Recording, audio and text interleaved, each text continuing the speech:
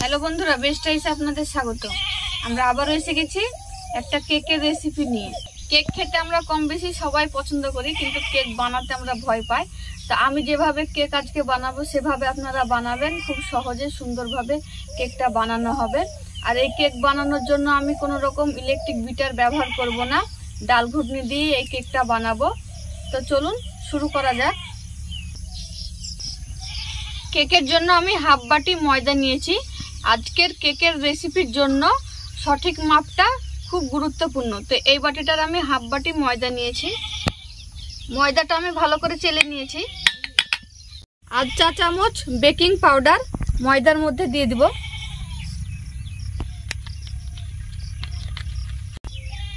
আধ চা চামচ বেকিং সোডা। কেকের আরও একটি গুরুত্বপূর্ণ উপকরণ হলো ভ্যানিলা এসেন্স। তো আমি যেহেতু আজকে ঘরোয়া পদ্ধতিতে কেকটা বানাবো, তাই ঘরোয়া উপকরণ দিয়ে করব। ভ্যানিলা এসেন্সের বদল আমি লেবু দেব। তা আপনারা চাইলে লেবু দিয়েও করতে পারেন। শুকনো অবস্থায় ময়দাটা বেকিং পাউডার বেকিং সোডা দিয়ে এইভাবে মাখিয়ে নিই। যে পাত্রে ময়দাটা মাখবো সেই পাত্রে দুটো ডিম ভেঙে নিব।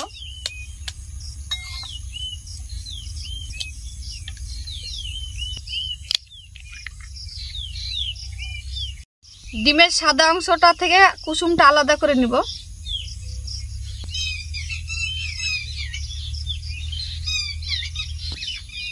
ডিমের এই কুসুমটা ভেঙে গেছে,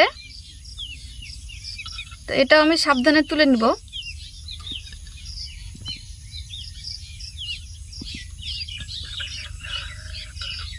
তবে আপনারা সাবধানে ডিমটা ভাঙার চেষ্টা করবেন। কুসুমটা ভেঙে গেল, তবে একটু থেকে গেল, কোনো সমস্যা নেই।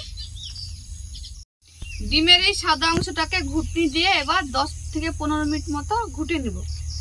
এইভাবে ঘুটবো।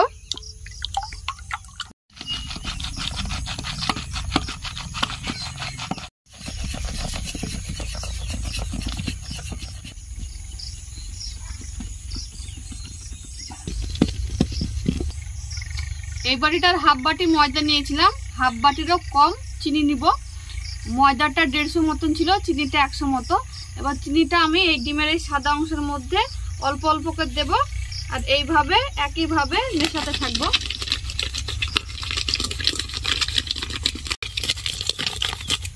আবারও কিছুটা চিনি দিয়ে দিব।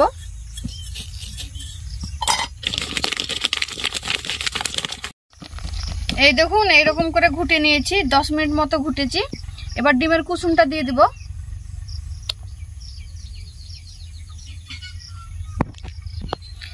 আবারও ভালো করে 2 মিনিট মতো ঘুটে নেব।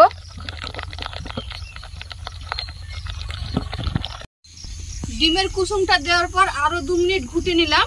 এবার এর মধ্যে সাদা তেল দিয়ে দেব। যে চা চামচের বেকিং সোডা বেকিং পাউডার দিয়েছিলাম, সেই চা চামচের 2 চামচ সাদা তেল দিয়ে দেব।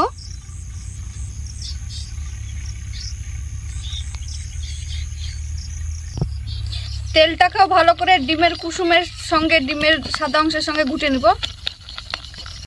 তেল দেওয়ার পর ভ্যানিলা এসেন্স দিতে হয়, সেখানে আমি লেবু দিব।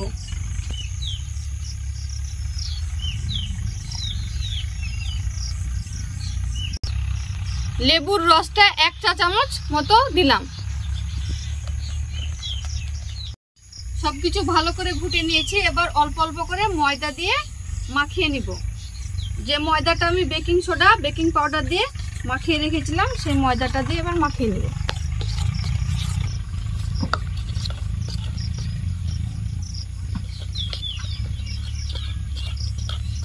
এই দেখুন, ময়দাটা দেওয়ার পর এরকম ভাবে মাখিয়ে নিয়েছি। এবার চা চামচের 2 চামচ মতো দুধ দিয়ে দিব। চা চামচের 2 চামচ মতো হবে, এই হাতাটার 1 হাতা মতো দিয়ে দিলাম।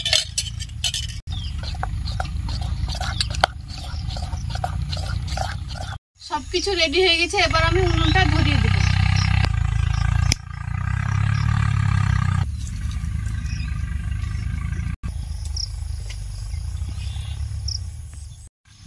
উনুন ধরিয়ে দিয়েছি। কড়াটা হিট হতে হতে এদিকে আমি কেকের জন্য যে ব্যাটারটা তৈরি করেছি সেটা দিয়ে দেব। এই বাটিটায় আমি সাদা তেল মাখিয়ে নিয়েছি। এবার এটা দিয়ে দিব। একটু উঁচু থেকে ঢালবো, তাহলে ব্যাটারের মধ্যে যে বাতাসগুলো আছে সেগুলো বেরিয়ে যাবে।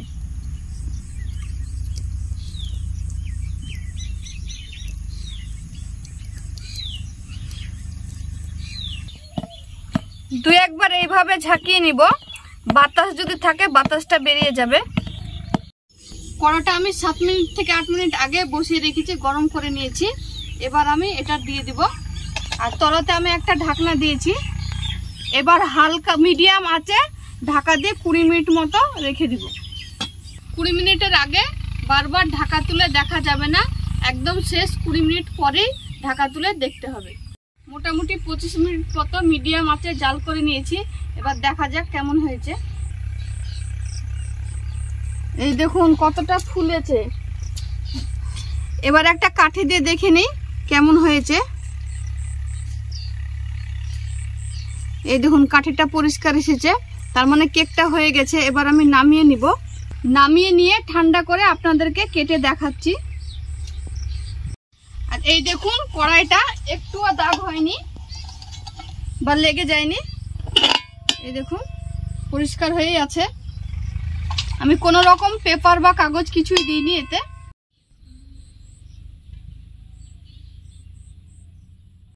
তো কেকটা আমি নামিয়ে নিয়েছি, ঠান্ডাও হয়ে গেছে। এবার দেখি কেমন সফট হয়েছে। এই দেখুন কতটা সফট হয়েছে আর কতটা ফুলেছে, এত সুন্দর কেকটা হয়েছে। বাটিতে তেল দেওয়া আছে, খুব সহজেই এটা উল্টানো যাবে। তো আমি উল্টিয়ে নিই।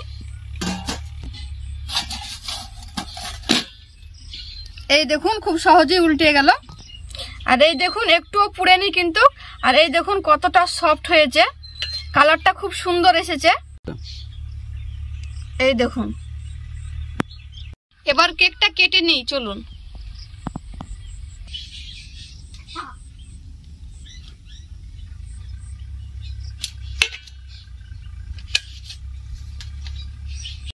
তো আপনারা দেখলেন ঘরোয়া পদ্ধতিতে আমি খুব সহজভাবে অল্প সময়ে কেকটা বানিয়ে ফেললাম।